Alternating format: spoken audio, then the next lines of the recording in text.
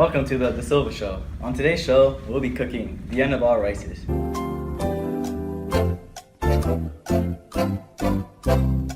Now let's get started with what we need. So first, we're going to need a few ounces of foreign incursions into Chinese territory. After that, we're going to need 2 cups of the Opium Wars. And then we're going to need a tablespoon of the Treaty of Nanking. And then we're going to need a teaspoon of the Russo-Japanese War and the Sino-Japanese War.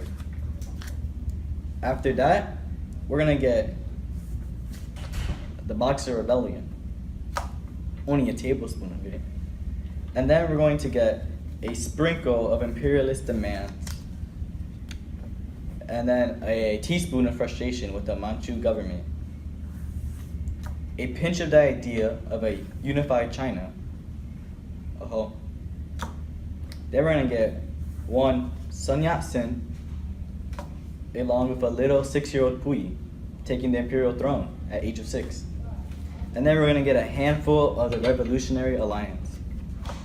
Now let's get started to cooking it. So first off, we're going to pour the foreign incursion into the Chinese territory that would begin the path to conflict. We're going to experience 2 opium wars between Great Britain and China. And then we're gonna sign away the Treaty of Nanking, which gave the Chinese possession of Hong Kong to Great Britain and opened up many treaty ports. And we're gonna sprinkle some demands from Japan and the West. The Japanese War will reduce the China sovereign of territory. Now let's get a teaspoon of the Sino-Japanese War and the Russo-Japanese War. We'll just put that in there. Now let's take a pint of the Boxer Rebellion.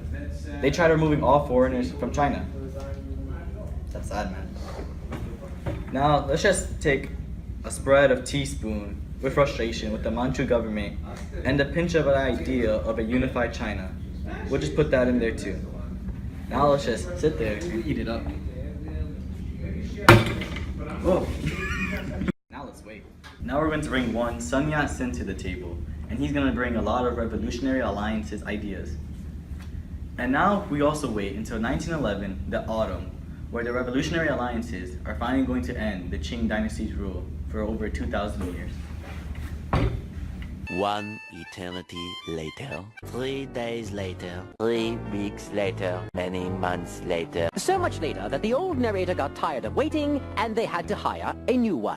Tomorrow for sure. 2 hours later, 3 hours later. Can you move it along? I'm all out of time cards. Now you have successfully completed the dish, the end of all rice. So, the 1911 Chinese Revolution, why I feel it's important. It ended the imperial rule of the Qing dynasty that lasted for 2,000 years. That's a great amount of time. And because of this revolution, it led to more.